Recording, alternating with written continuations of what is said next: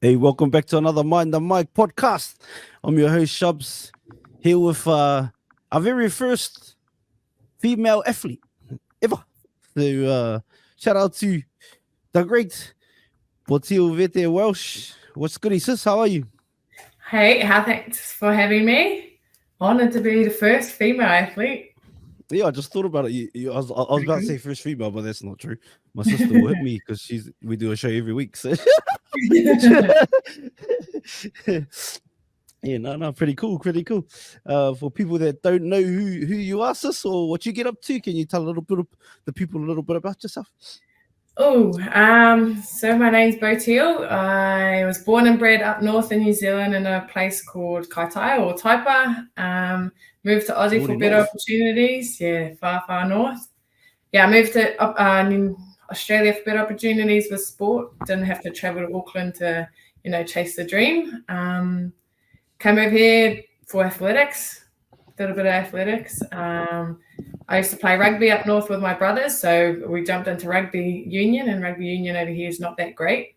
And then all my mates were starting to play league, so we went and played league with them just for funsies, and then got amongst it and was lucky enough to be a part of the NRLW for the last couple of years.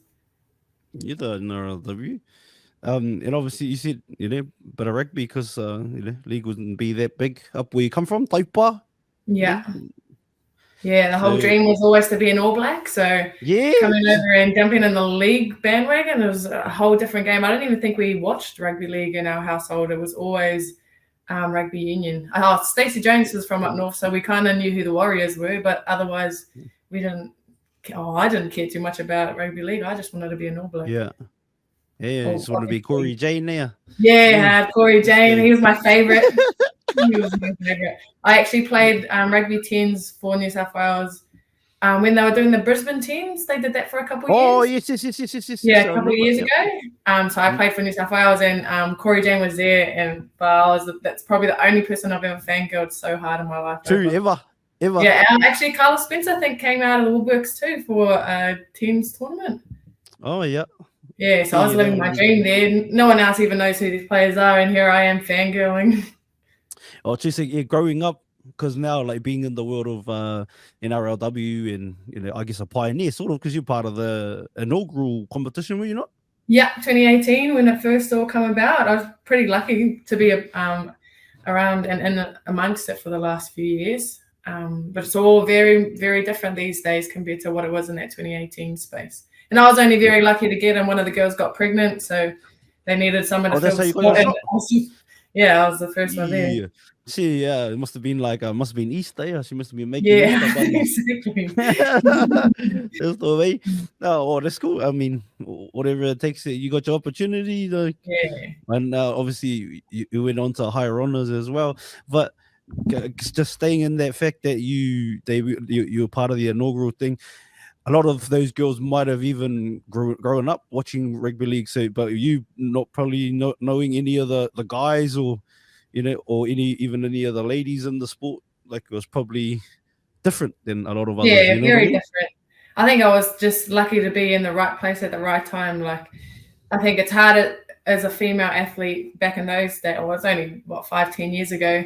You didn't have any female athletes really to look at, to watch. The female rugby league wasn't really played on TV that much. So if you hadn't played or you don't have family amongst it, then you would never kind of see it. So I didn't really watch league or look up to any female athletes, which is pretty stink to think about it now. Like, everyone in my age group and a little bit older always dreamed to be an All Black, which is an all men's sport. So we always were dreaming to be something that we could never be. And then we want to be in this space, but you're never going to get there because we've never seen it on TV or anything like that. So now for all the young girls coming through, they can see NRLW players in a place at the top, and that's something that they can achieve because there's pathways to it. You can visually actually watch NRLW girls play.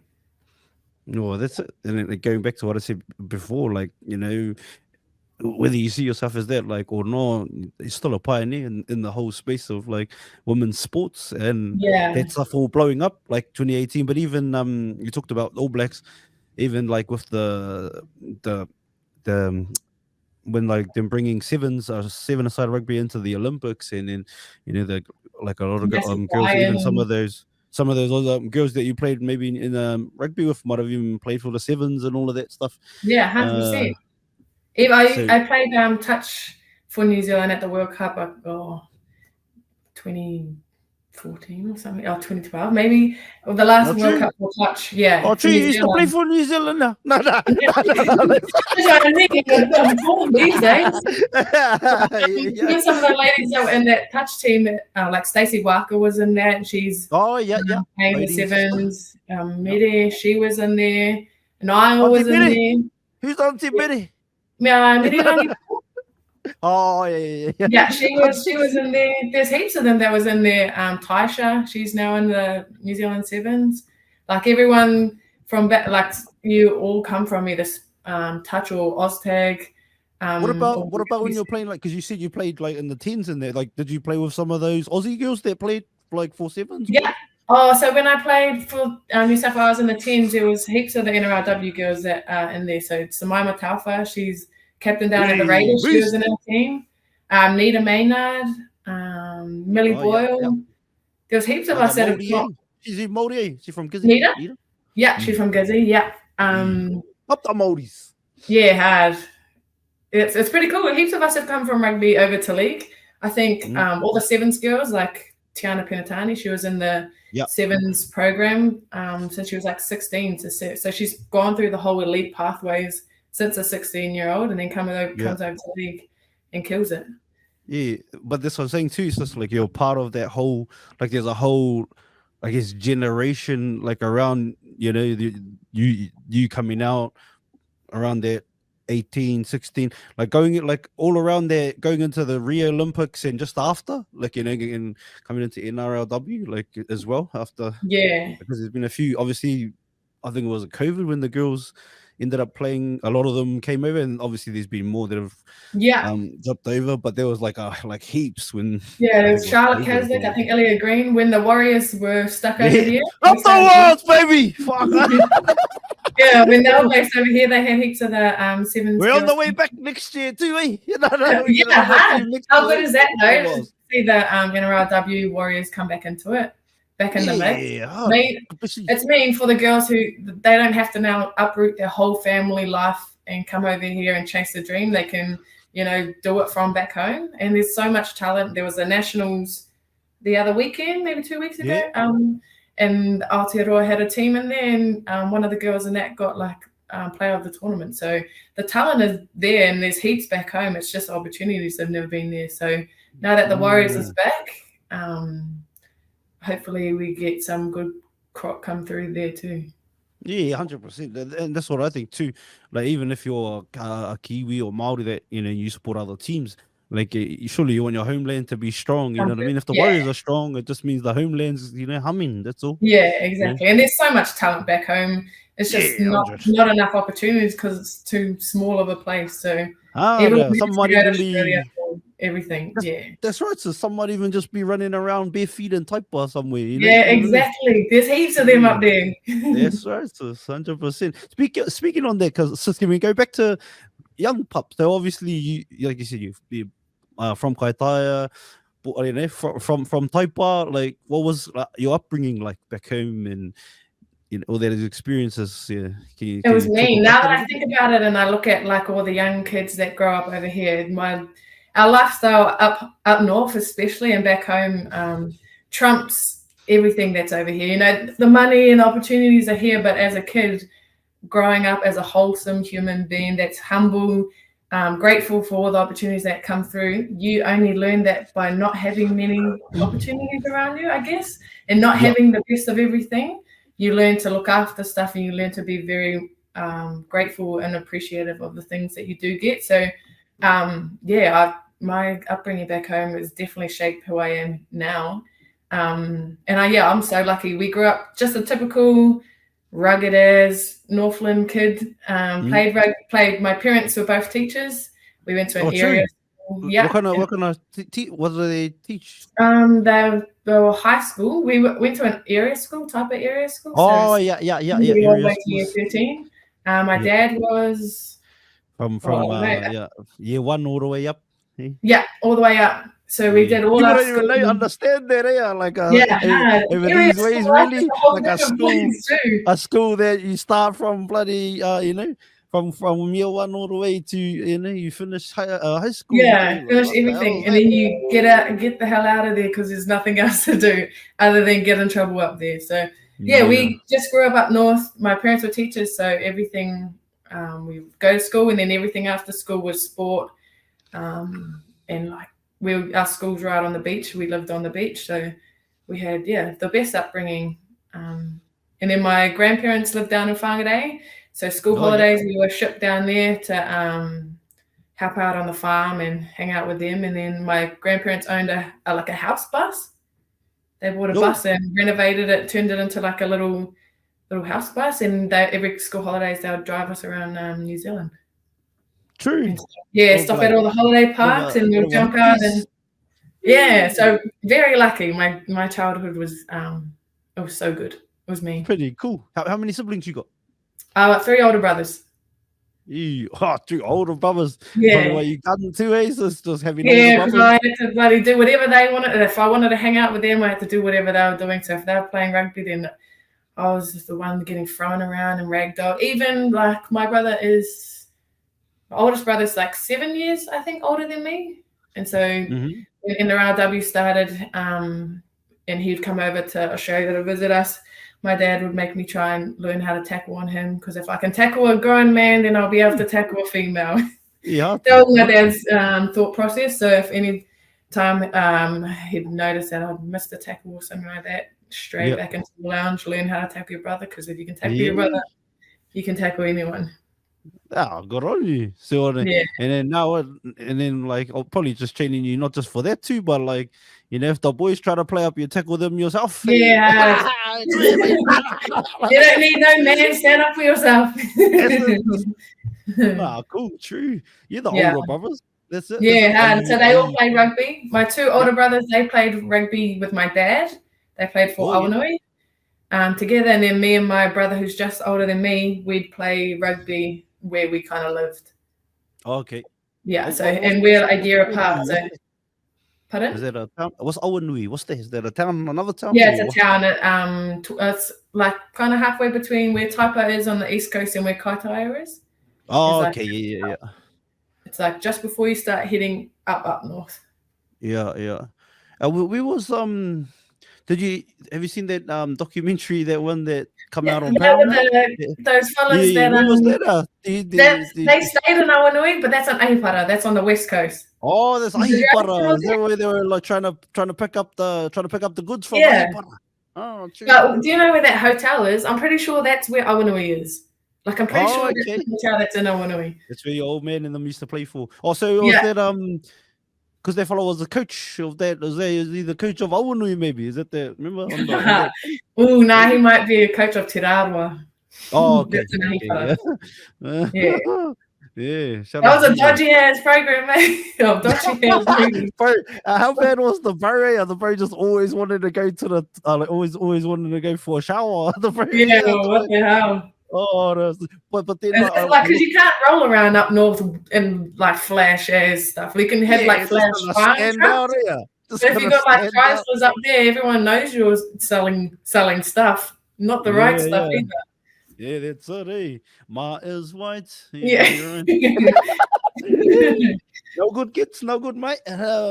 But I know I just crack up when you talk about that, because I watched I did like a deep dive into like the background of it, and I was like, this story is actually pretty accurate, like from what's in the media anyway. It's pretty accurate compared to what they actually put in, like which is crazy. We were, as soon as we watched it, we were like, oh, I wonder who this was. I wonder who's who. And because my auntie lives in Ahipara on the beach too, so we're like, oh, I wonder if she noticed anything. Oh, true. So are your family from Ahipara as well? Yeah, my dad's sister, my auntie, they've lived in Ahipara the whole time too. Oh, true. Since we were little. When I was like 15, I think 15. Oh, yeah. There's a lady that took me in off the street. She's from Ahipara, but she lived over here in Perth. Yeah, and I still call her mum to this day. Like, I probably wouldn't be where I am I fuck, I don't even know, I don't know I don't even, no, I know her last name, but she's married. Like, I don't know what the Ahipara last name is. I have to ask mum, actually. I don't even know. Yeah. But you know what's a trippy thing? Her and the old man, which I've always thought was crazy, they got married on my birthday. Like, that's where she was like, boy, that's why she was like, boy, you were meant to come to us, sort of thing. Hard. And I honestly credit them. I wouldn't probably be even alive, I don't know, if it wasn't for them. But definitely not where I am today. And you know what I mean? Having 3 kids and all of that stuff, like I owe a lot of that to them. Obviously to myself to keep going, but you know, them, I wouldn't but keep be out here. there, like everyone who's from Mahipara. Pardon? But she's from Mahipara, or her mum and them lives there still. Yeah. I think we all move over here, and then they and we like feel that sense of home by taking everyone in. I remember when I first moved out on my own with my ex-partner, we were the halfway house for everyone, because everyone comes to Australia for a better life, but you want everyone to have that better life too. You don't want anyone to come over here, get a bit lost, and then have no one. Yeah, I'm with you, sis. Like, you know, when we were coming up, it was, you know, like a lot of whānau, it was pretty ugly, you know. And then now having kids these days, you're like, I just want to give them the opposite of what you had. Yeah, 100%. You know what I mean? Change the cycle. Yeah, harder. Break those chains there, Shifu. That's no, for sure. And good on you. Well, obviously you said X, so that's not the one anymore. You're hard. Wasn't the one then either. No, it wasn't the one then either. Oh, bloody hell. On to the next one. Shout out to the next cousin anyway, whatever the mother's name is. I think me now. So, well, if someone was to say to you, Botille, what is, like, explain the Northern North to me, or explain where you come from in one word, what would you say? Paradise. Paradise, yeah. Oh my God, I'm on TikTok here. Paradise. Yeah, it is paradise. Especially, like, you go to all these beautiful places around the world, like with sport, it takes you to some magical places, but I don't think anywhere will ever compare to home. Yeah, and that's like, as cringy as that sounds, and you know, there's not much opportunities up there, but if I was to have a family, I'd look to take them back and raise them how I was raised. Yeah, like okay, let's so that is that the long-term goals? Just like well, now that the Warriors are back in, that's a hey, don't forget who pays you, Gil. We're not trying to get us a sacked, eh? Hold on, let me say that soon. I'm not Benji. We're 2 weeks in a row here. We're changing cycles now. I think I don't know, the upbringing, the lifestyle back home as a kid, and to raise a family with like good values and good morals. I think back home is definitely the place for it. And then you get to that teenage years and you want the best opportunities for your family, and that's when you get out of there. But I look at my cousins now and that live up north, and I always find a little bit a little bit jealous that their family lives that kind of lifestyle. They don't have everything, but they have the most important thing. Yeah. It's like they have enough fee. Yeah, they have enough, and they would never know that they don't have anything, because they're fed, they're clothed, they've got a house, and they're living a lifestyle that not many people get to experience anymore. Well, what they actually needs us, like, if you think about it, like, obviously, sports is like a big, driver for you being in Australia, and obviously that's your career, and that's how you, make your living at the moment. But, like, take away you don't have sport, you don't have to play, you don't want, your what they actually need, like a kai in the roof is pretty much it. Yeah, pretty much, literally, and some love. People who are around you who love you, and support you and want you to do great. That's all you need. There's so many flash things that come out of like phones and all the flashes, gears and stuff like that. But at the end of the day, take that all away, you'd be so much more happier. Yeah, hardly go light a fire on the beach and the memories that you create from when you take all the flash stuff away and you go camping, or you go off grid, you go like diving, or You know, you go up to the maraes up north that have no service or anything like that. You take all the stuff that we buy and wish we had, take that all away, and you have the best memories and the best times with your family. So, yeah, I reckon food, because you need food, a house over your head, and a lot of love, and you're richer than anyone else. Yeah, that's it. I think that's a beautiful message, though, just because I think people like get lost in that, like you said, the phones, the cars, the we're in a rat race, as adults. We want to, you know, have the flashes gears. You want to have the flashes car, flashes house, flashes everything with all the money to, you know, buy your way through life. But at the end of the day, you miss the point of actually being present and enjoying where you are and what you're doing and who you're with. I think that's all systematic, though. I think the system's set up for you to desire those things. So if you're in it, you know, that's why, you know. And then especially like if you look at people like your favorite, like if you look up to like the Kardashians or something, you're probably gonna want some more things. Shout out to the Kardashians. I want a new car, I want a flash car, I want this, I want that. I want a flash bum. No. Exactly right. That used to be me every weekend watching the Kardashians catching up.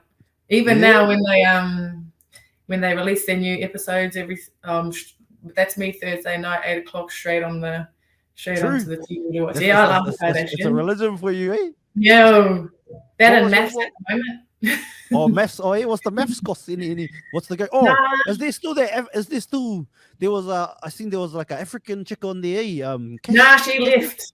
Yeah, she was so I've known her since I was a kid. Like over in I used to go to high school over in GC and that. Yeah. But her brother and I like really good mates. But I didn't even know until the other day. I was like,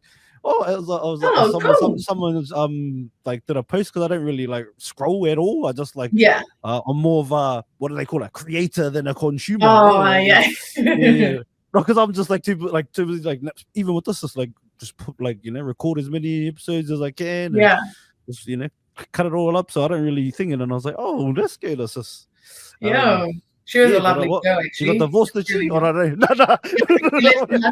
They didn't do a good job at like putting her with someone like on her level, respectfully. The other fellow was super nice. Up a level. She was a lovely lady, though.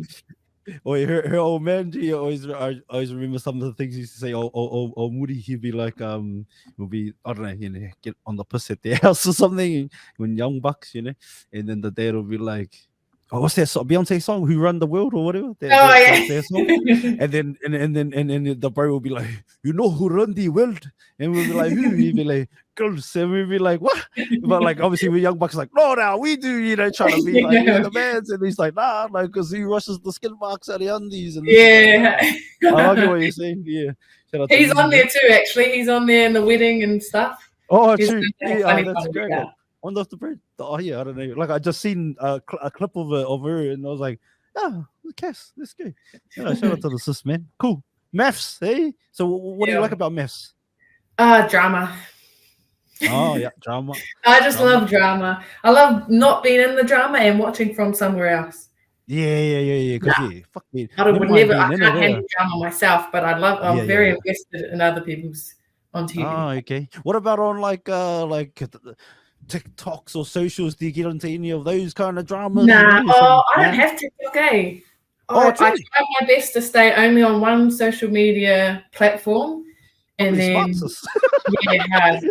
and then otherwise, I like the amount of time I'd spend on Instagram. If I double that to then Snapchat, Facebook, TikTok, and everything else, I'd like I would not be on Earth.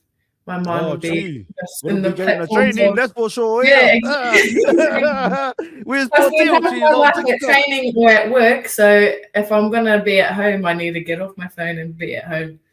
Yeah, be present. Because. You're on TikTok live. She's tap the screen.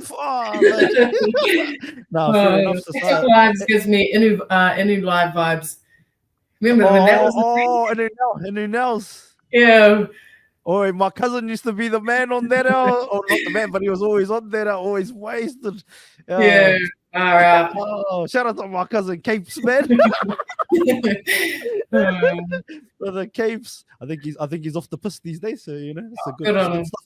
Good on you, cuz. Wait, because if you're famous on Inu now, it wasn't for good Yeah, stuff. Yeah, that's probably the last place you want to be famous on. Yeah, hard. But that group still around? It was huge. I don't know.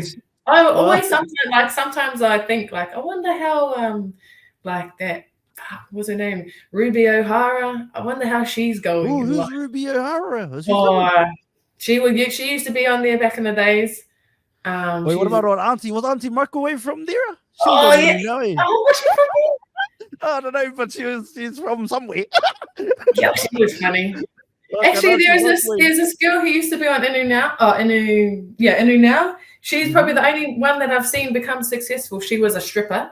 But yeah, and then she used to go on Inu Now and cook with her and just talk with her mum and stuff on Inu Now. And then she ended up doing really well in life, and she isn't a stripper anymore, owns her own business, does lashes and beauty stuff. Oh, true. Pardon? What kind of business does she? Oh, she's selling lashes. Like a proper business now. Like she does beauty stuff, like eyebrows, lashes. Who's that one? Amani. Oh, Amani, yeah. You remember her? Yeah. She does well, I didn't really know her from Inu Now, but I know her from TikTok because that's where I came from. I used to be a streamer on TikTok. Okay, yeah. Yeah, live streamer on TikTok. Or I still am, I guess. Yeah. Because I don't know if you know anything about because you don't have TikTok, but they have rankings and stuff. And I got number one in all the rankings over there once anyway. So yeah, that's me. Yeah, it's but a clout there. I got number one. Hey, I got Olympic medal. I got a number one TikTok. That's pretty mean when you think about it. Well, there's only I think there's only at this stage still there's only 3 Māoris that have got it, and one of them is Kazi Trex, who has a huge platform. Oh man! Old Shubs didn't got a big platform. I just got a big mouth. And you're one of the other. That's cool. Yeah, no, and then the Kazi son as well. Shout out to the Kazi son. Us 3 Māoris. Parker, you know Parker Davis? Or the Parker? Oh yeah. Got number. Brother Parker's got number 2. So he was close to being the next, but I don't know who's. And then I seen there's one Māori girl the other day, Grace. Shout out to Grace. Got a number 3 because they've changed the rankings. They used to be weekly, but it's daily, so it used to be 24 hours. So a weekly. Weekly would be harder, wouldn't it? Oh, it's just long. Especially when you're trying to look after kids out and you're trying to stay in that number. And then it's even worse when, for me, I'll just get banned heaps out because I get too lippy and then so I'll lose my account now. And then when you lose your account, you don't lose any of your diamonds you make, you just lose your position in the ladder. But so you got to start again. Put you for. Yeah. And then I think I got 50 bans. So I only got one actual finish that number 1, but I've probably had about 10 opportunities to finish there and got banned on the last day. Yeah. But it wasn't even me being too lippy. I was just when you get up there, people are trying to mass report you and all of that. So it's a marathon just to get it. So it's just to finish the bit. Half of the battle was just trying to beat the haters out straight up. And then, but when I first started 2 years ago, it was crazy because a lot of it was I didn't have a manager or anything who could get your account back. And I by the time when I got number 1, I finally cracked it, but I never even got banned much after that once I got one. So I was like, because then some of the bros were I'll just get you a manager or whatever. I was like, bro, how the fuck do I do that? I didn't even know that's a thing.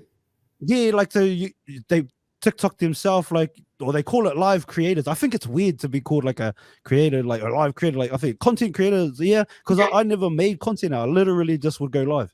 The only content I made was Jeff, I know big battle at 8:30 p.m. See you there or not. That was it. That's all my fucking.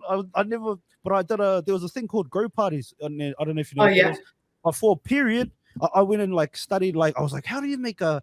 I was like, oh, I want to give this TikTok thing a crack, but how can I build a following over there? And then I was I found out what this grow party thing was. You go in there and then you grow your following by it's organic, well not organic, but you get other people to follow each other, and they grow their followings that way, connect that way. Oh yeah. So I watched them, and there was this Māori dude called Grow Champ. Sorry, I'm taking over the episode like it's my fucking episode. This is interesting. Explain me this, and then we'll get back to the great Botille Vette-Welsh from Taipa, bare feet ninja. Let's go. No. So when I was over there, there was this Māori fellow called Grow Champ, and he wore a green mask in that, and he had like thousands of people in his live all the time. And then I was like, but he never showed his face in there. And I watched him. I watched this dude from England and that, and all these different grow parties. So you just type grow into the search thing, and all those kinds of accounts will come up. Some of them were like automated, like just a recording that looped, and then some of them were actually doing it. And then I watched it. I was like, "Fuck! I reckon I could do this. Like, and I reckon I could do better than all of them. Like in my head, that's what I thought." Yeah. So me and then a couple others, I like pitched a few of the homies some ideas, and then like come jump on whenever you want. And I just went hard for like a few months. I ended up having like for a while, probably like maybe 2 months, maybe 3 months max period. I had like the biggest grow room in the world. Like our crew did for a bit. Like we're having like between 1,000 to 10,000 people in the live, and like at one time. So it's crazy. And then we just built our following off there, like literally just from going live and build our accounts. And then at that stage I didn't even know what rankings were. And then people start to vibe with your live and say, hey, like I was feeling down and came in your live and you picked my spirits up. Cool. Those kind of things. And then I don't know. But yeah, so it was fun. It's fun. I'll still give back there. Now that it's daily, I'm on. I'm gonna have to try to round up some troops and see if we can go. Yeah, I always got it. No, but just give it a crack again. But anyway, back to Botille Vette-Welsh stories. No, I got you. Nick Manarea. Oh man, did you download TikTok there? See me on the grow parties. Oh, grow party, yeah. No, I mean, so. Well, like, at what age did you end up moving? What age were you? 14. 14. Yeah, 14. What was that like? Was that like you're going like barefoot ninja, moving over to Australia? Straight into Parramatta, is it? Yeah, straight to Parramatta. So straight into Sydney, which is like the most multicultural like place ever. I went from knowing Māoris, Pākehā, we had Islanders, and we had 2 Asians at my school. That's the only cultures I ever knew. My uncles lived in Papatoetoe, so every time we'd go to Auckland, we'd see like more Islanders, Indians, and Asians. But I'd never known that there's other types of cultures before. So we come straight out of up north. What's Lebanese? I'd never seen the people that wore the burqas, like Muslims. I'd never seen one of those before. And so, like, when I'd go to school, I'd be like, "Oh, what the heck?" Like, or like go to the pools and be like, "What do they wear?" Like, what was the mentality there? Because I talked about this too before. Like I only ever seen that on like growing up back home. You seen it on a bloody movie, and it was bad stuff. So like, some people like. Even some bros that I knew that came over like later, like as adults, they're like, "Oh fuck!" I was like, like chill out." You know what I mean? Like that's exactly how it is. Because you've never been friends with one because we didn't have them up north. Nah. And then anytime you watch it on a movie, it's like they're portrayed as like terrorists, which is when you meet them and you like see how loving and kind Muslims are. It's like you just sit there and think far out. Like if only the world knew like how these people actually are. Like if we took away the media and how they portrayed them, you would never think. Like, but that was with every culture. I knew nothing about anyone. Yeah, but you're right. There's definitely been like if you go back to 9/11, especially from there, like there's been a huge thing throughout. Every TV show that has like a lady with one on, with a book or whatever on.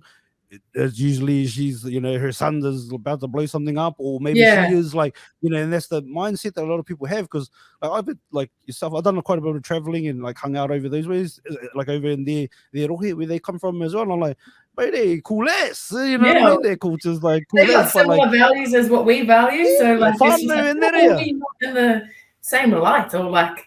But it was a massive shock. I think it took me like a couple of years just to understand that there's different cultures and if you don't know other than the 2 Asians and a couple of Islanders and the 2 Asians that probably got bullied because they were the only 2 Asians in the north. So Like we just ignorance is like a massive. We were just shouted, up north. You're shouted from a lot of things. Like like you just there's a lifestyle that you live, and you don't know that other people live other lifestyles. So yeah, it was a massive change. Like, and especially we moved to Parramatta, like Western Sydney.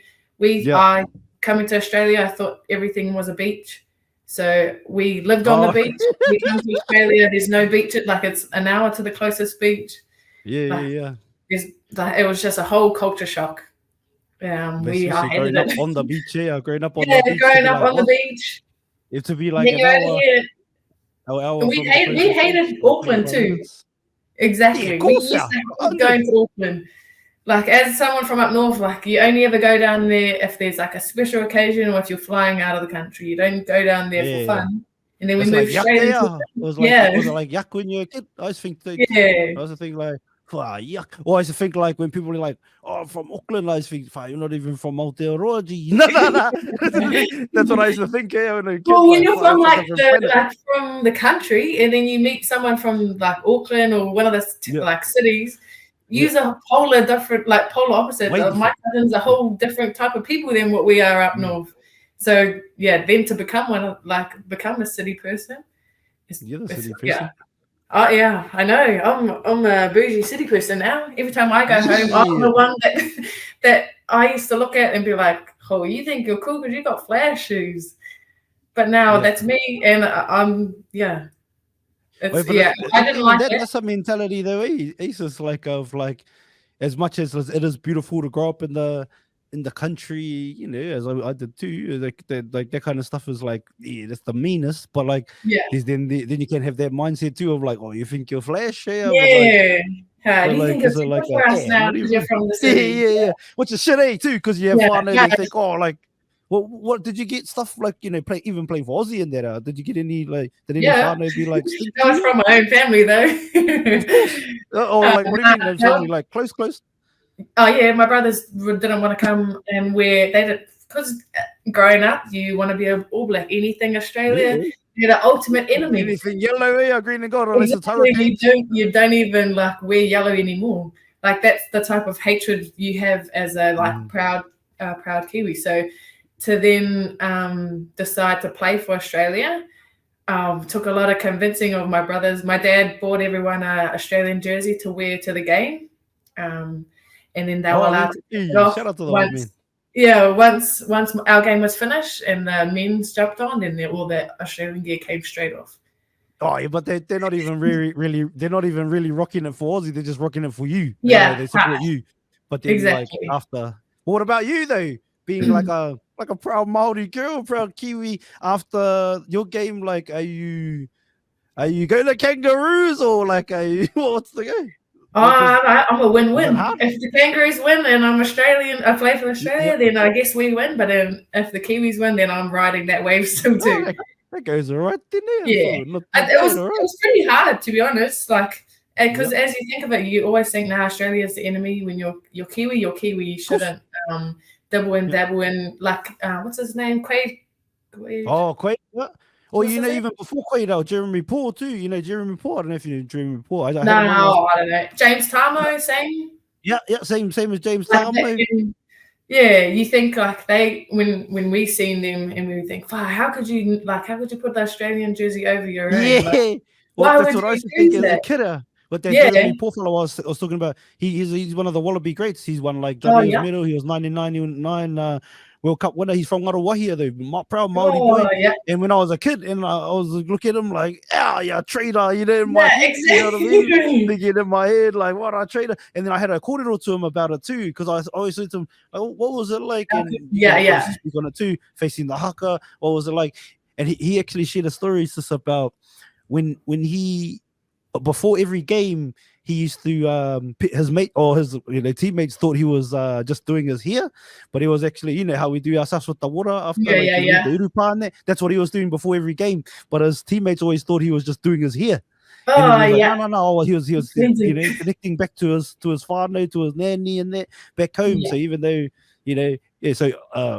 obviously it's conflicting for him standing against the haka and that, but that's how he sort of reconciled that, or like, was okay with it. By he's still proud Māori, like at the end of the day, the color on your jersey doesn't make you a Māori, it's your blood that makes you Māori. Exactly. Hey, so how is it for you, sis? Like it was the same, mate. Like I really we come to Australia to get better opportunities in life and in sport. Yes. So I would never have this opportunity if I didn't come to Australia. Hence why I thought, you know what, that Australia's done massive things for not only just me and my family, but they've done heaps for our people. So for us to all come over here and have a better life, make more money, lead the way for the rest of our people back home, I thought, you know what, I'll play for Australia because this is an opportunity that I would never have if I didn't come here. And I feel like it's my way of saying thank you for always looking after me and always looking after my family. And I was still learning the game. It was my second year. I kind of still didn't know the rules, and the opportunity to learn and grow as a player was definitely in Australia. Just because, you play for New Zealand, you don't have any pathways, or like Australia has city, country, nationals, and they have origin, then they have NRLW. When you choose to play for New Zealand, you don't have as much opportunities. You play like club footy, and then you play straight to international. So there's a massive gap in between. And I didn't think I was good enough to just go play club and straight into the next level of international. I think I thought I needed to learn heaps more, and I still need to learn heaps more. But I just felt, because we have the Māori All Stars Indigenous game, that I get the best of both worlds. I can that helps represent Australia, but then at the same time I get to represent who I am as a person, and I'm proud Māori regardless if I've got an Australian jersey or not. Because I'm with you, sis. Like, and I'm not playing, I ain't a footballer, but I'm just a couch potato. But like for me, like what would mean more to me, like to represent like New Zealand or to represent my people, like exactly. The Māoris would probably mean more to me, like you know what I mean? Because it's a different feeling, eh? Like you're New Zealander, fair enough, but I'm Māori. Total, we are 100. And you're like, I think I still hold. That's our ancestors. This is who we grow. Like we want to forge a pathway for everyone who comes after us, and we will eventually be those that have passed. And if we can lead a pathway of success for everyone after us, then that's our job. But that's not everyone in New Zealand. That's our people. We want to protect and uplift our own people. And I think that's how I see. I like that. I like that. That's a good reason, I reckon. I mean, whatever the reason is a short choice anyway. Fuck everybody else, but if you sit back and just like look at it objectively, you know what I mean? And just like, and just that's because you're right. Same here. Like, there's a million Māoris over here, and like you said, they wouldn't, have the lifestyles, and some of us are able to help our whānau back home because of being here. And and help out different situations, our maraes, all that kind of stuff. You know what I mean? Like, we wouldn't have been able to do back home unless we were, doing bad stuff. You know what I mean? Exactly. Dirty money. That's right. A lot of people see it. They see it as, oh, you guys choose to play for Australia because of all the money. There's no money in women's footy anyway. So back when I chose to play for Australia, we would have been making the same amount of money if I chose to play for New Zealand. But it's not even about money. We played because we loved the game. We weren't making any money. We were making enough to pay for your petrol and your car park fees to get to training, but you're not making money that's going to change your life. So there's we're not choosing to play for Australia because, there's heaps of money over there. There ain't any money in any female sport, so that takes us out of the Serena be making a Marrakesh. Let's go. Up to 10 stars there. They make a those cousins. But have you watched her King Richard, her family? I've been told to, like, this is how much I don't consume shit. Just fucking. That's amazing. Like I'm just literally, but I will, like, I'll plan to, because I've always liked the story and that, like, of how he. That's probably the whole thing and all that. And like just her old man standing up for her. I think I resonated heaps with that. I'm not a tennis millionaire superstar. But my dad used to do the same stuff. So obviously, living up north, you have to go down to Auckland to kind of pursue any kind of rep team, because you did athletics too, Yeah, so I did athletics as a kid, and we didn't have, so we had to travel down to Whangarei, which is 2 hours away from where we lived, to like race and stuff like that. And I was just this hoary ass little kid. We don't have like a racetrack up there. We ran on grass as everyone else does. Either, No, we didn't have shoes. So my first Colgate Games. Have you ever heard of the Colgate Games? Yeah. So I did that. My parents created an athletics club for us up north, so that we stopped having to go down to Whangarei to race to qualify. I get what you mean. Yeah. Your parents are pretty old now. Yeah, well, that's my dad. That's what I mean. My dad is pretty much King Richard. Like, he did all of this stuff for us to make sure we had the best opportunities in life in sport. And there was a time where I did athletics down in Wellington, and so there's obviously my family created the athletics club, and it was me, my brother, and my brother's two mates.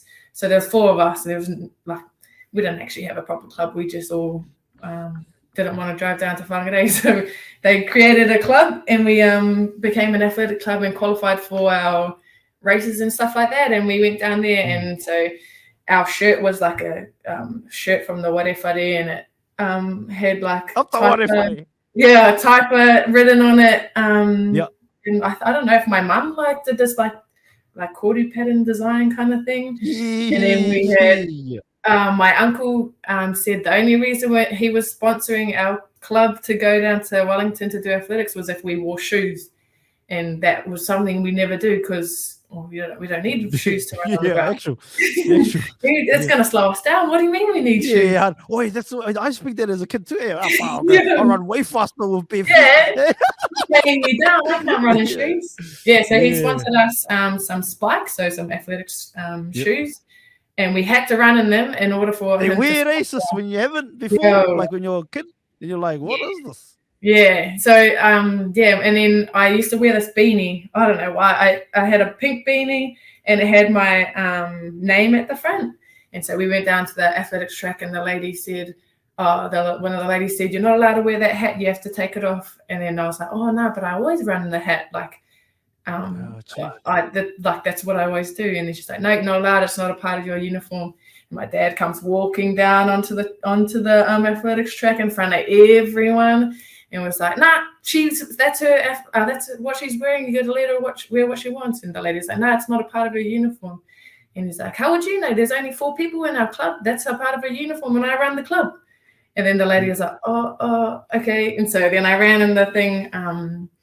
But yeah, like heaps of instances like that. I done my handles one time playing 7. What's his name?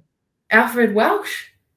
Yeah, that brother Alfred. He has no shame, mate, and he'll do it now. Even if I'm an adult, if he feels like we're being treated unfair, he'll walk straight out onto that field in front of everyone and do the same thing. Like he did it for our whole sporting career.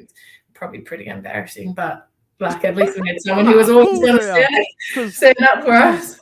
Think about it like this, sis. Your dad was there, like sticking up for you. My dad was not anywhere near anywhere. Like, well, I always wish my dad came to shit. And my dad was in another country. I was back home. I was in Perth. You know what I mean? So, like, you're gonna be like, embarrassing, but then at least your dad is doing shit for you. Like, exactly. My parents did so much for us. My dad. Even now, we played one of our State of Origin games up in Queensland during COVID. Yep. And my parents were planning to fly up to Sunshine Coast to come and watch, but COVID shut down all the borders. Oh, that's right. And so my parents live 14 hours inland from where I am now. Broken Hill, are you? Yeah, so they're out in Broken Hill, which is far as away. They're teaching out there? Or? Yeah, they're teachers out there. True. And so they were driving the 14-hour trip to Sydney to then catch a plane and fly up to Sunshine Coast. They got halfway. They got to Dubbo, which is halfway. Yeah, Dubbo. And then they cancelled all flights out of Sydney because of COVID. Right. So instead of just turning around and going home back to Broken Hill, they decided to just drive all the way up to Sunshine Coast, which was 24 hours. Yeah. To watch the game. They no, but fucking knife. Like, was that your first Origin, or you had already? Nah, that was my second Origin. But my first Origin that I played, my papa got sick, so my dad had to fly back to New Zealand, and he was there for like a couple months maybe. Yep. So he couldn't watch when I debuted. True. So that was my So that second was like game. his debut So for he you, was for like, him. "Oh yeah, we'll just drive all the way up there."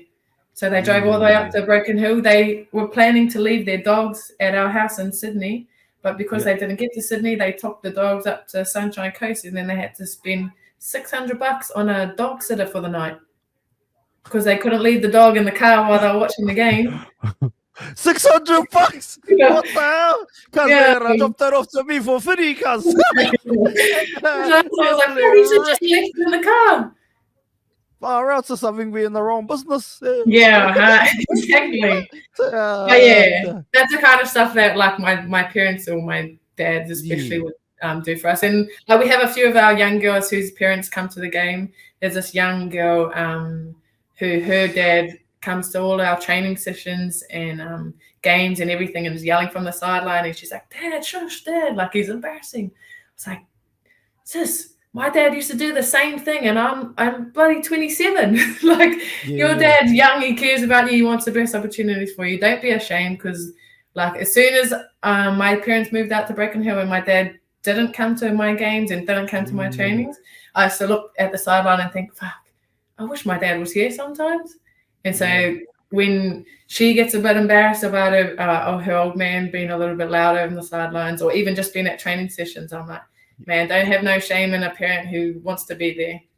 Yeah, 100%. Now that's cool that she has you. To that point. Yeah, but it's cool that she has you to lean on for that, or to encourage you that it's gonna like it's all good. Like be grateful, man. Be grateful because there'll be one day when they're not there, and you think, "Fuck, if only my dad was here to see me do this or to see me do that."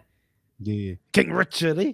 So King Alfred. King Alfred. The King Alfred. I mean this. So have you been to Broken Hill? Oh, actually, before you said that, you said your hamstring. What happened with there? You said hamstring sevens. Oh, so I done my hammy when I used to play sevens. We played against New Zealand. They'd come over to Central Coast Sevens, which is just a tournament in Central Coast, and I done my hammy. But the coach wanted me to play the next game, and then so he put me on, and I played. But then one of our water runners come on and was like, "Oh, your dad's asked for you to get off because your hamstring, he knows your hamstring's not good, so you need to get off the field." But like, you do whatever you want to do. That's not coming from the coach. That's coming from your dad. And then I looked at the sidelines and I could see him just making his way over the fence. And I was like, "Oh, shit." Ran straight off. And the coach was like, "What are you doing?" And I was like, "My dad said I have to get off. Like, if I don't get off, he's going to come on there and give me a hiding in front of everyone." Like, I was like, "You can get off and I'll stay on. As soon as he says I've got to get off, I've got to get off. That's my ride home. If I don't listen, I'm not in a good spot." Later, Bo. Wait, so you know, like being in the space you're in now, like, is there like because you talk about like, oh, if I don't listen, because like I don't know, I think a lot of Pākehās probably wouldn't really realize you know what I mean, the magnitude of like, if I don't listen, I'm gonna like get a ride home. Like they'd be like, you're adults. You know what I mean? Like, what are you up to?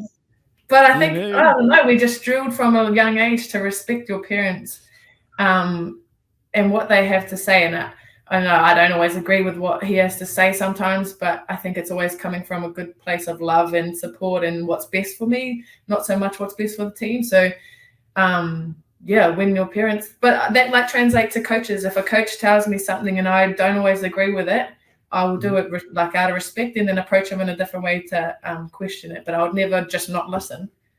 You're taught to respect and listen to everyone who's older than you, I guess, or holds some sort of power, and not listen and respect when it's in a like if it's going to be detrimental to you. But you know, that's a good one you said. Yeah, there's a time and a place to question stuff, but there's always like everything has to come out of respect, and whether you like what you're doing or you don't like, you approach it in a respectful way to then challenge it. Yeah. I like what you said there, Davis, because this is the thing that I always push back on. Like, even growing up and respect your elders, I think that is vital.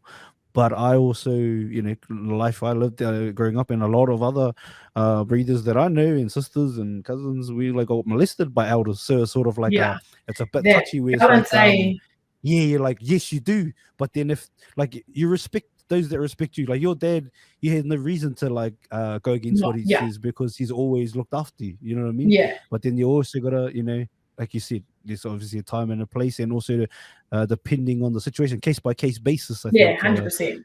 Yeah. I don't think I'm probably very lucky to not have to have experienced any of that stuff, and I know that if there was ever something that was not in a respectful thing, I know for sure my dad would have been the first one to say, no, that's not what, like, that's not how we do things around here. That's not who you need to be listening to, if that makes sense. Like, he's the first one to say, stand, you be respectful, you show your manners, etc. But if someone doesn't respect you, there's straight up, you put a fight up. Yes, stand up for yourself. Yeah, there's no grey area. You either. Yeah, that's good. That's good, sis, that you had that as well, because a lot of people I knew didn't have that. Even myself, like, we just told shh, and it's like crazy when you think about. But like you're going back to like once we're warriors, and Uncle Puli goes to Gracie, shh, like you know what I mean. That's our little secret, like that kind of shit. That goes back to like again the mentality of respect your elders no matter what, which is like it's like that's it. You fully think that's it. Like I can't say anything, but like you said, case by case basis. If they disrespect you, then stand up for yourself. Yeah. Well said there. And shout out to the brother Alfred again, man. What up, man? Shout out, I also got to shout out my mum because my mum gets cut when I don't shout her out as well. Yeah. Shout out to you too, mum. My mum hates sports, but then wants a shout out all the time because I always talk about how good my dad was. My mum is I was gonna ask who your hero was then, but we won't ask that. Never mind. We caused some friction in the whānau. My mum and dad are polar opposites. My dad loves sports and everything about sports, and then my mum hates sports, but has always been around. So like, she like as much as she hates taking us to footy training, she always did it, and she used to just sit in the car and read her book, and then when it was time for us to go, she'd be there waiting for us to go. Oh, man. Well, the name, sis, where did that come from? Botille, what's that? So it was like my great grandmother's name. Her name was Botille, and her and her husband migrated to New Zealand from Denmark. Oh, and she on a boat. Exotic. And then she had 7 kids, and she was pregnant with her 8th while they were on the boat to New Zealand. Then her husband died in a tree lopping accident. And then she had to raise 8 kids by herself in a foreign country. In New Zealand, because there's Old Zealand in Denmark. Oh, is it? Yeah. Well, the way it's spelled, I think there's actually confusion because Abel Tasman's the one that obviously coined New Zealand. They gave it the name, but there's a province in Holland, or not Holland, because Holland is a province. Like Holland, the Netherlands. In the Netherlands, there's a province, or because the Netherlands is the actual country. When people say Holland is actually a province as well. That's the province that Amsterdam is Holland. Oh, yeah. But another one of those is called Zealand, but it's spelt different. And then there's a Zealand in Denmark as well that's spelt like ours. So I don't know if it just got mixed up, but the one is in Denmark. Yeah. So I was named after her because my parents just thought she was a strong, powerful woman who managed to, make her way in a new country. And I've got 3 older brothers, and I needed a strong name to be able to keep up. Hey, and you hold that name too, sis. You know what I mean? Hopefully your husband lives there. Fuck, I don't need 8 kids by yourself. Maybe I'll be out there chopping the trees down. The shoes on. Let's go. That's the one. No, that's cool. I always was like, what the hell is that? Yeah, it's out of gate, eh? Gets butchered all the time too. So am I say it correctly? How does it go? How do we get Botille Vette-Welsh. What's the Vette? What's the Vette is my mum's, I think, same background. My mum's. Oh, that's Danish too. Yeah. Well, I don't know. And then Welsh is my dad's. Oh yeah. Yeah. But like, are they both Māori too as well? Your parents? Nah, so my dad's Māori and my mum's Pākehā. Oh yeah. Yeah. That's it. What about you? What about you? You got your Tani now? Is he Māori or? Nah, so he is Cook Island, Cook Island Tahitian. Cousins there. No, yeah. But he can speak fluent Māori too. So I'm like, oh, what? I thought you were Māori, and he's like, no, I'm not even Māori. Yeah. So he grew up going to kohanga and stuff like that. True. Yeah. And then went into high school and into like the Māori unit and stuff like that. So yeah, he can speak fluent.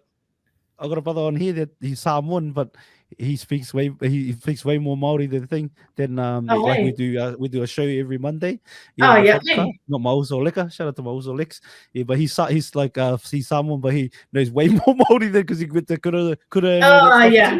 That's another thing that I find pretty stink about being over here. Is like you just don't have other language around you, so it's so hard to kind of pick up again or like learn it and keep it around the house, if that makes sense. You want to learn you can. Yeah, I just downloaded this app on my phone because you know how much time you spend on your phone just scrolling and stuff. So I downloaded like a little Māori app which I can like play games in Māori. What's that called? Let me find it. I only did it the other day, and then now I can like learn Māori words. I can just talk to him in it. It's I don't know how it's called Love Lingua. Oh, yeah, that doesn't sound Māori to me. What's it called? That one? Yeah. Tinder. Nah, just like no, that's cool. Love I've been jumping on that to try and do it because every time we go into Māori's camp for All Stars, what's that like? It's mean. It's so cool, and especially because a lot of our girls are Aussie based, and we're not really around or grew up back home at all. Because the Warriors ain't around too, that doesn't. Yeah, exactly. So everyone's kind of based more over here. So it's like a massive week. Like the game is a bonus on top of whatever we do throughout the week. So the whole week's about learning about culture, reconnecting, all that kind of stuff, and then the bonus part of the week is getting to play footy. Do you get to learn about like our brothers and brothers and sisters? Yeah, you get to learn about their culture too. Yeah, which is pretty sad to learn about, because of all like how backwards it is, if that makes sense. Like how they have never been treated the way that they deserve. Like you know how we are back home. We are the people of the land. Like that's how we're known it back home. Whereas you come over here and they don't feel like the Indigenous people belong here any more than what they do, if that makes sense. Like they think. Yeah. I felt a bit of that. I felt a bit of that around the place around because I've done a bit of building in like their communities and that. I've done some communities, Alice Springs, up in Kananara, up in Northern WA, and different places. So I hung out with the brothers, under the stars, and listening to the yarns and getting on the piss. Which is cool. But like when you come into like Sydney and stuff like that, it's not as it's not as cultural. I don't even know what the word is. It's just like there's like a little bit of shame around it.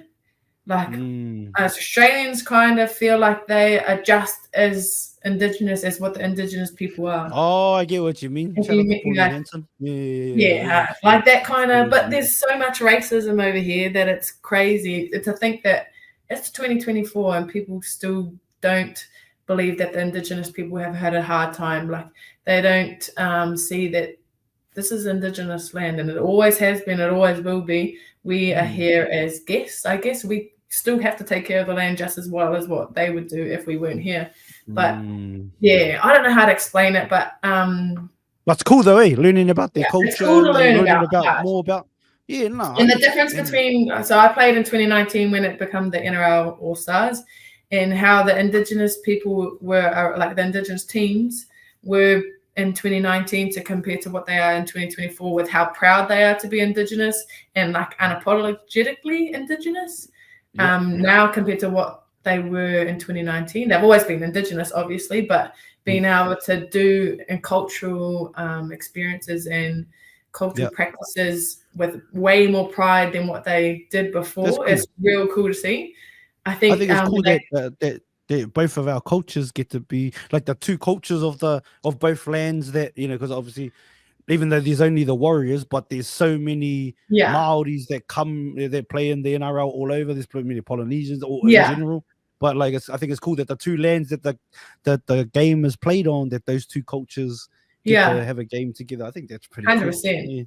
And it's just it's a cool week to learn about the Indigenous culture. I think when they took the game back to New Zealand, showed the Indigenous crew how they should be treated and how that their language should be celebrated as much as how our language is. We went to Rotas and like the McDonald's, you can order in Māori and stuff like that, and they've never seen that kind of stuff. You have even like it's just like that stuff's new. Like, you know, if you think about it, right? Like, so when how you 27? So what is that? What's 27? Was that? Are you 96? 96? So you're 96. 96. I'm 91.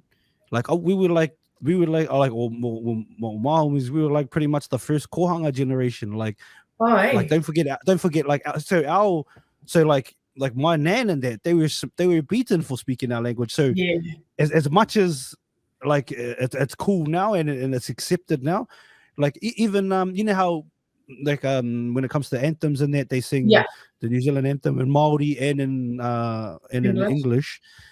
They only started in 1999 at the World Cup when the All Blacks played England, because Hinewehi Mohi stood out and sung it in Māori. And when she did it, the fucking media hated her in New Zealand. They hated her. This is 1999. So you're born then, you're 3 years old.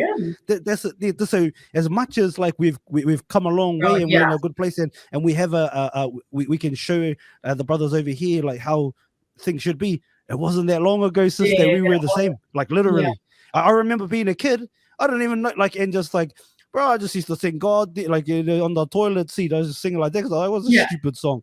You know what I mean? It didn't resonate with me. And then I remember like the transition too of like when they started singing like the Māori one, and I just thought like, fuck, this is weird because like we didn't do this before. You know what I mean? Like, so like literally, Hinewehi Mohi, she's the one that went and sung it at the World Cup. Like everybody knows it now that like they sing both anthems, but it was only like what's that? It's only 24, 25 years ago, not that long ago.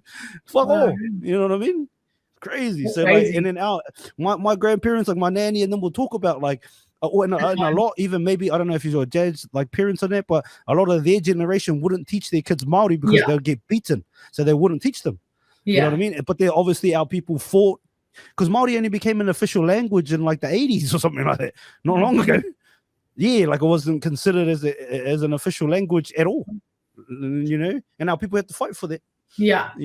So hopefully the hardest thing for them is, I think, with the language side of things is they got so many different languages, like and it's like there could be neighboring suburbs, and it's a whole different dialect. It's like fully different. Just like in Kokowhala, and I don't know if you know the story that he had this priest called Tupaia that he got from Tahiti, and obviously Tahiti, Cook Islands, like Maori, we all, you know, same. You know, you go back to the language is very similar throughout Polynesia. He could he took that Tupaia, the chief, to different places to translate, you know, as his translator. And obviously, he spoke to Maori, spoke to all kinds of people. And then when Cook got to Australia with Tupaia, he couldn't speak the language at all. So he pretty much just became a bum boy, a bum dick boy, and then I think he ended up dying of disease in Jakarta or somewhere in Indonesia. But that was, you know, again, like you said, like like you would think like, oh, the bro can speak all these languages in this area. Australia is not far from Aotearoa. You get to Australia and then, like you said, next door tribes over here, completely different. Exactly. That's the one thing I found hard when from school. You know, you come over here to go to school, you learn Māori back there, you come here, and I was like, oh yeah, so we're gonna learn like Indigenous? They're like, oh no, we don't do that. True that. Different. But hard, like really, because going back to that Jeremy Paul fella that I talked about, the Māori fella, that was his sort of thing, was like like make an anthem that's in. Obviously, Dave Rennie and them try to do it with, you know, that's Australian, but it's like obviously so many different dialects that. I mean, be cool though. Like, Cool. Yeah, it'd be cool to like if they can include them the more. Somebody like smarter than me anyway. Forget that shit out. Yeah, that's everybody on the planet smarter than me. But cool sis. That's on. Proud Māori, play for the Māoris. Obviously you talked about representing the Blues as well. And I know we're gonna get out of here soon, but I just wanted to I'm just enjoying learning about you, the human being first of all, and your whānau dynamic, and what sort of drives you and stuff like that. What other passions do you have just outside of the sport besides this the app you play on? Well, when I got injured, I had to kind of try and find stuff that I like, because pretty much my whole life has been playing sport, whether it be rugby, athletics, footy. Like, it's always been based around sport. I'd never had really time to do anything else other than play sport, because it was what I loved to do. And if I wanted to be good at it, I had to train hard when I had spare time. So last year when the other year when I got injured, I tried my best to find other things that I'd liked. I started working at the Club for Tigers in the community space, which is kind of like just giving back to the community with programs and clinics and getting the NRL players back out and showing faces with all the kids and stuff. So I think that would probably be my next big passion, is just giving back to the community. Yeah, beautiful. So, like what do you give back? Just your time, jerseys, like what kind of all the free gear. When you make all these rep teams, they give you like 3 of everything, and you're only ever in that camp for a week max. So you'll get 3 polos, 3 singlets, 3 shirts, 3 shorts, trackies, jackets, hoodies, everything, and you don't usually wear it again the next time you're in a camp, and you only ever train in that gear if you've got time off, if that makes sense. So I usually get all my spare gear, chuck it in a bag, and then at the end of the camp, if we're in a camp, I go and ask for all the free gears that were left over that were massive ass sizes that no one wanted. I'll chuck that in a bag, and then try and go out to like junior league training sessions or wherever, schools, wherever, and just give them all the gear, or make like a fun game out of it. No, you're the bomb house. That's on. That's on. They'll way to my heart is either free food or free gear. So as a hoary little kid up north, if someone was to bring free gear to us up there, we would have been stoked. So to be able to have the opportunity to go and give like young kids and stuff all the gear that's like brand new too. It's not like old gear. It's all got tags and stuff on it. Imagine a kid getting like a New South Wales jersey or something, like, you'd be stoked, and you'd wear that and you'd become a fan and you'd watch footy all the time. So it's fun. Yeah, that's on. That's on. Just like, and shout out to you. But speaking of the injury, like, because you've done what, 2 ACLs now, is it? Yeah, 2 ACLs now. One when I was a bit younger, and then I done my left one 2022. Yeah, 2022.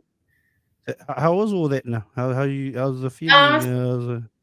It was pretty tough, I think because I'm so used to just being grateful for where I am in life, that I kind of oversee how actually tough it is. Like, just mentally, like, you've spent your whole life giving all this time to training hard and being the best athlete, and prioritizing your footy or your sporting career. Always, like, you don't go and have a social life because you want to make sure that your body's in a good stead to be the best athlete that you can be, and then for it to all be ripped away from you in like the matter of seconds. It's real hard to kind of find your purpose again, I guess. Like, you still want to be an athlete and you want to work hard and train hard, but you know that it's like you got to learn to walk again. That's how it feels. Like, you got to learn how to walk, and then you got to learn how to run, and then you got to learn how to step, and then you got to learn how to play footy again. And it's not like have surgery and then in a couple of months you're sweet. It's like have surgery and you've got a year minimum before you can play again. So that was massive. I think even now, like, the whole journey back, it's usually supposed to take 9 to 12 months before you return to play. Mine took 18 months before I could play again. So that was 18 months of, and you'd work hard, you'd get yourself to a good spot, and then something will be a little bit niggly. So then they'll pull you all the way back and start you again, so that you're not re-injuring it.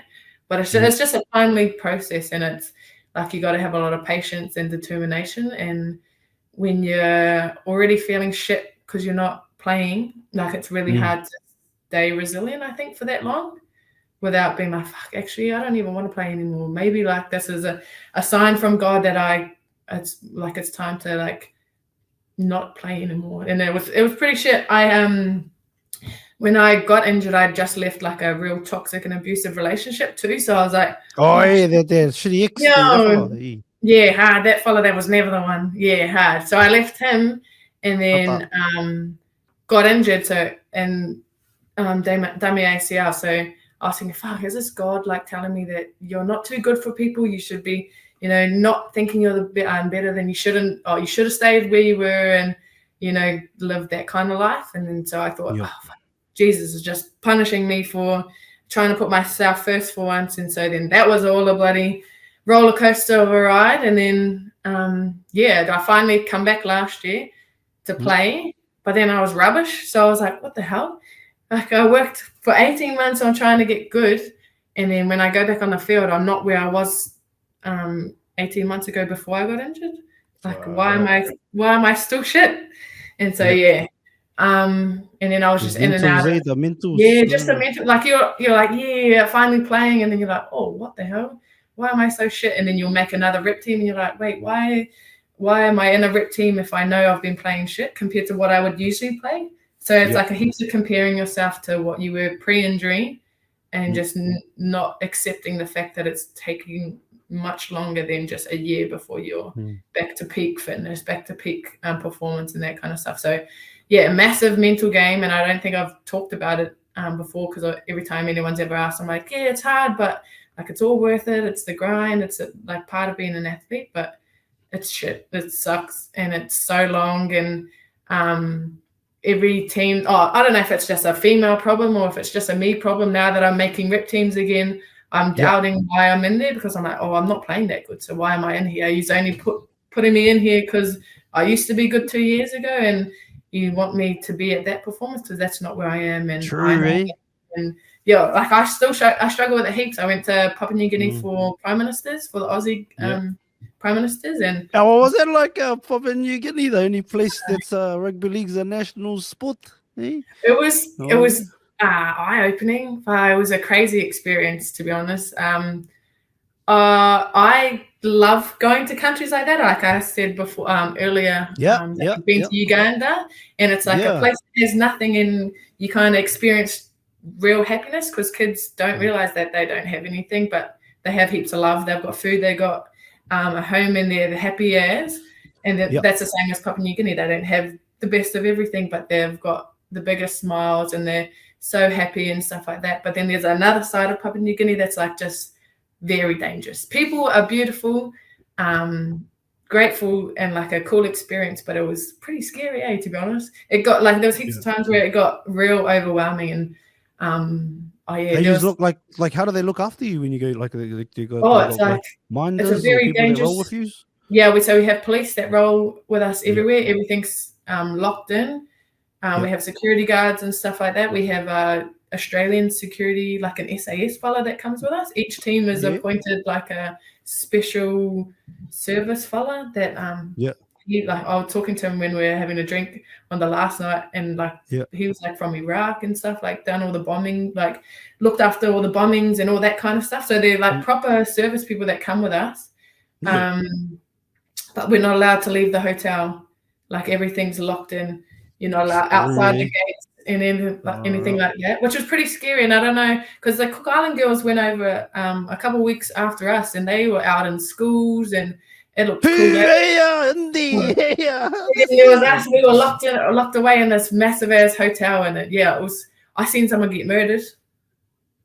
Oh, true. Out of my window. Like I was on the 16th level, so it was like far away from me. But how did the bro get murdered? Did he get stabbed or something?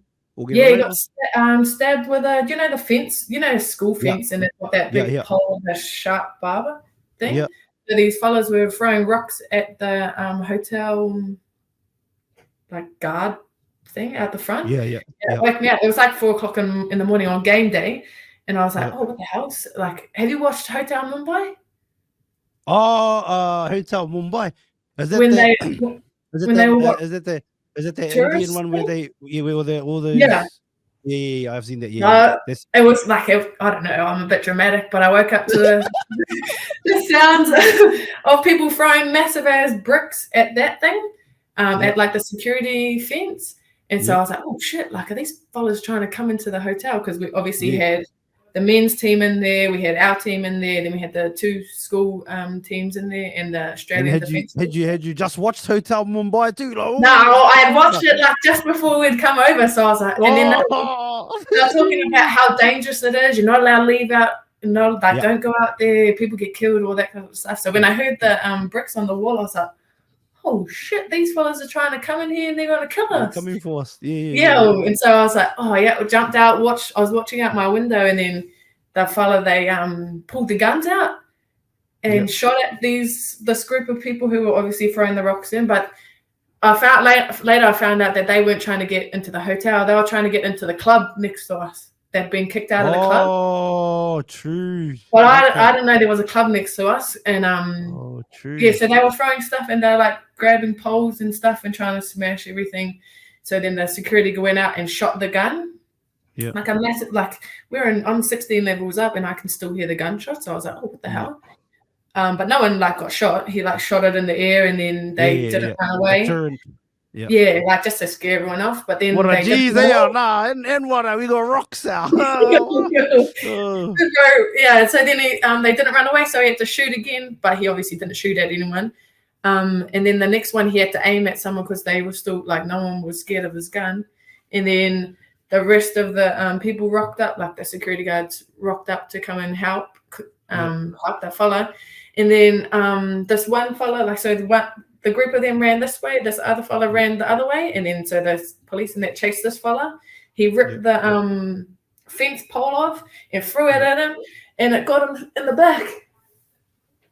Oh. Straight through him, and then he carried on running. Yeah, this is me at my window, like, holy shit, what is going on? And so they got him, and then the police got him, and I don't know if it was the police, whatever they are. They got him, and then they just started laying into him. Far up. Yeah, and this is me at 4:00 in the morning on game day, thinking, "Fuck, I need to game day." Yeah, how did you go on that game? But I was rattled. I was rattled. You just want someone die. Yeah. Yeah, and then because I don't really like, I'm scared of the dark anyway, so I didn't like. Oh, true, yeah. Yeah, got a nightlight. When we go for Australia, you get given your own room. You don't get paired up with a roommate. So I had my own room. I'm in Papua New Guinea, where they've scared us with all the stories that they've been telling us, and then I'm watching some fella getting chased with a pole coming out of his back, and then did he definitely die, the fellow? Or? Yeah. His mates grabbed him and took him out, but he ended up going to like the hospital and dying because we went into lockdown. Because the next morning I was like, "Fuck, did you see that fella get smoked last night?" And they were like, "Nah, what are you on about?" And then we're sleeping. Yeah, everyone's asleep, not me. Your nosy ass out. That's why I was like, "You should have just went to sleep and mind your business." But yeah, because last year I think at our captain's run we had to practice what we would do if the people stormed the field. Yeah. So they stormed the field for the men's, but apparently a couple of years before that they'd stormed it for the girls. So we had to do a quick practice go at how we were going to get to the shed safely if that was to ever happen. They're not going to hurt. Like the Papua New Guineans aren't going to hurt us. They're just super excited. Yeah, they're just like far around these players. Let's go. Yeah, because they stormed the field with the boys after the game, and like none of the boys are in danger, but it's just like it gets a bit overwhelming and scary. But yeah, they were like, "Oh yeah, so we're gonna come in together. We're gonna hold hands, and we're gonna slowly walk to the thing." And I was like, "Fuck that! I'm out of here. These guys gotta run all the way to the airport. I ain't trying to hang out and and hold arms. I'm out of here. You got the wheels too. Eh? So Yeah. I'm not waiting for the slow ass prop. No, especially after watching that fella get killed, I was just like, I told our security guard, I was like, man, if anyone storms the field, I don't care if we have the ball and someone's running. Like if I'm running to the try line, if someone's running at me, I'm turning around and I'm running off. Later, I'm not about to hang around here. But yeah, I was pretty rattled after that. I didn't realize how like scary it was until I got back to Aussie, and I was just like, oh, I don't think I could go back. Like, I want to go back and experience it for how it is, because you know, when you go to countries like that, you're safe. People that like are happy. They aren't. You're in danger. But we just experienced it in a different way. Yeah, I'd probably just get a hotel not next to the nightclub, because they might. Yeah, that don't help, you know, the old alcohol. Yeah, exactly. So it was like, it was a cool experience to be a part of it and see how much the country loved, because they love rugby league. Love their rugby league. Like when we arrived on the big ADF plane, and already as soon as we got to the airport, the whole like fences were all just packed with people. It was so cool. So you know, obviously we're going to get out of here in a sec. I got a couple of questions before we do. Is that all right? Yeah. And just before we get into that though, this is probably not a good advertisement for having a PNG team in the NRL. Yeah, they hosted a couple more of the Pacific Games over there, and they looked like they all had a fun and great, safe time. So I reckon it was just my own experience where I was a bit rattled. Maybe you were dreaming, sister. Maybe I should just mind my own business and close my curtains. Yeah, maybe next time, eh? So there you go. All right then, sis. If you could only eat one kai for the rest of your life, what do you choose? Ooh, watermelon. I love watermelon, eh? Watermelon? Yeah, I love watermelon. I always like to see what people say, because watermelon, let's go. Watermelon. Yeah, I love watermelon. And watermelon, you like, if you go to a buffet, you eat all the, you know, the free buffet, and then you finish on watermelon because it washes down your food to make a little bit extra space for the rest of the day. Okay, then. Little hack. Yeah, life hack at the buffets. Oh, so if you're trying to do you're just trying to see how many plates you can do, slap some more watermelon like in between, would you say? Yeah, like you go big plate watermelon, big plate watermelon rest, and then try and fit one more in there. And what drink are you washing your watermelon down with? Oh, I see. I signed up with like a muscular dystrophy charity, and they do sugar-free. Holy Rick, I don't know what the hell you said before. Well, let me have a breath and say that again. But they do sugar-free September, so I went the whole month of September not having any like lollies, ice cream, fizzies, juices, or anything like that. So once I did that, I can't really handle any juice or fizzy anymore. So I pretty much just drink water. Yeah. What does all good? Yeah, water. You want the Kangen one, or you got a flash? Nah, see, I'm not that flash. Nah. Straight from the tap and Taipa. My immune system. Yeah, straight from the tap and Taipa. If you're on a boat, right? You're on a boat, and you can save two people. You look in the water, and all the Kardashians are in there. Which two do you save? Ooh, this is a great one. Khloe Kardashian. Oh, Khloe. She's the funniest and probably the realest. I don't know. So she looks pretty the fakest, but I get what you mean. Like realist. Like a realist person. Yeah, I know what you mean. Yeah. If I was to say, like, I would say, oh, like, I can't save you all, so who's going to give me the right price? And then I would probably... Well, they got a bit of dust. Who's got the most money? I'd probably go Kylie Jenner. Oh, yeah. Kylie. Oh, yeah. There we go. Kylie and Khloe live. There. Yeah. Surely should look after me after I save her. Who's your top 5 players that you've played with in your career? And this is just relative to now. Tomorrow it could be different. Oh, you know what I mean? Top 5 players. Yeah, in your opinion, you know. That I played with? Yeah, or against. Both can combine. Definitely number 1. She's the man. And she's so humble. Yeah, she's so good. So humble, so kind, like, and she's she's out the just gate mean. She's out the gate though. She's Wow, like who I need to be like is like Tamika Upton, and she's who I kind of like watch and be like, if Tamika can do this, then I need to add this so I'm like I can try. Yeah, that's it. Way off at the moment. Nita Maynard, she's one of my best mates. She's quite one of the reasons I come over to league. So I think she's mean. She's like got great service. Her knowledge of the game's cool, and she, like her energy and bossiness and all that kind of stuff is pretty cool. So I rate her heaps. Scucky, Shanice Parker. I'm just out here naming my mates now. Shanice Parker, she's the come from WA? Is she the one from WA? Yeah, she's from WA too, yeah.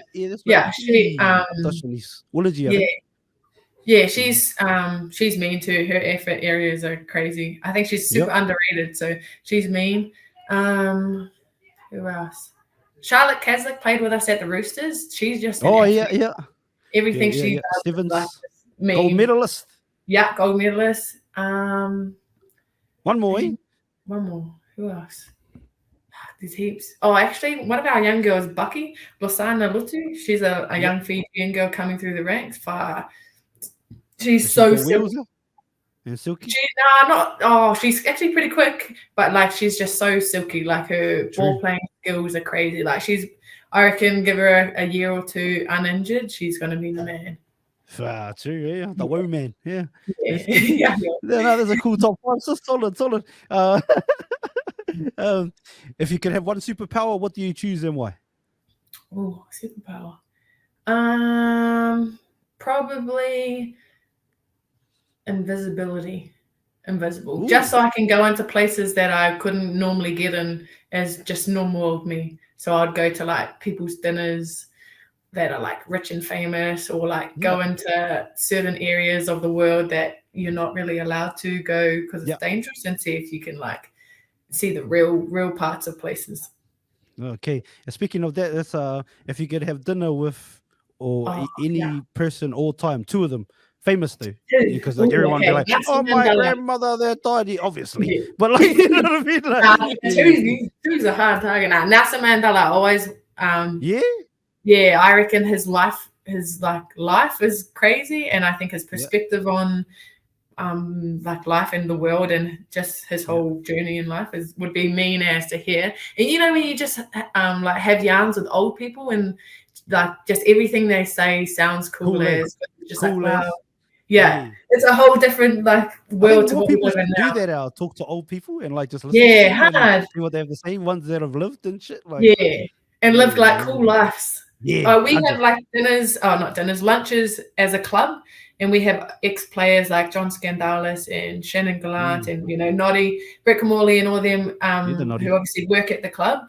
But like when we go out for lunch at like the pub and stuff, and you hear some of their life stories and their footy stories, I always plant myself with all those old fellas because like their yarns are just so cool to hear about. So I reckon him, Nelson Mandela. Who else again? And I reckon, I don't even know what his name is. Eddie. I think his name is Eddie. He is have you read The Happiest Man Alive? Oh, the book? No, I've heard of it though.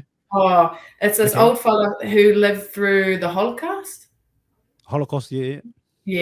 I'd like I've read his book and it's like a mean perspective on life. So I'd love to so he's another old fella that would just have the coolest yarns. So I'd like to listen to him. No, that's cool, sis. If there's a young lady out there, and I'm talking like someone that's old enough to make grade, but they they're right on the cusp, they got the skills in there. What's one piece of advice you give them to how to get to that next level? Work hard. The amount of time you have at trainings as a team is not enough to make you any better than what everyone else is doing. So if everyone else is doing just our trainings at club trainings, and you've got 2 extra days off, those are the 2 days that you work on your specific stuff that you're not good at.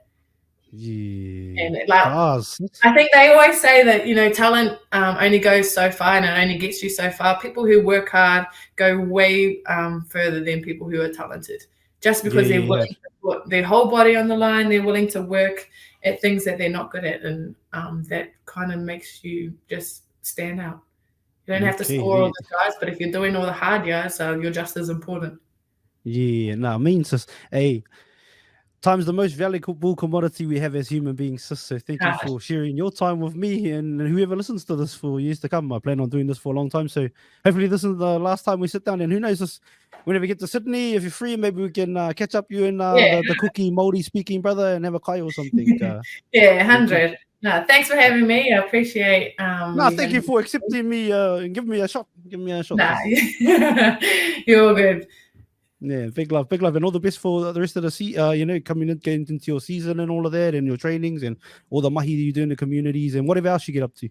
Yeah, appreciate you, sis. It's been a blessing, and keep shining the light for our young Māori ladies out there, and just ladies in general. You know, that they can be all they can be, come back from injuries, and try again and keep working. It's pretty cool. Yeah, hard. Cool. Thank you so much for watching this full episode of Mind the Mic. It takes a lot of time, energy, and effort to create these episodes. So to know that you've watched and listened to the entire thing means the world to myself and all our hosts. If you could, before you leave, please hit the subscribe button and share this episode out to as many people as possible. It would help us so much. Thank you again to everybody that's still here, still watching. Thank you for all your comments, all your shares, all the DMs. Appreciate you all. Make sure you follow us on every platform. Have an awesome morning. Have an awesome night, depending on where you are in the world. Mind the mic out. Oi, have you hit the link in bio yet? Watch full episodes on YouTube or listen on Spotify, Apple Podcasts, and all streaming platforms.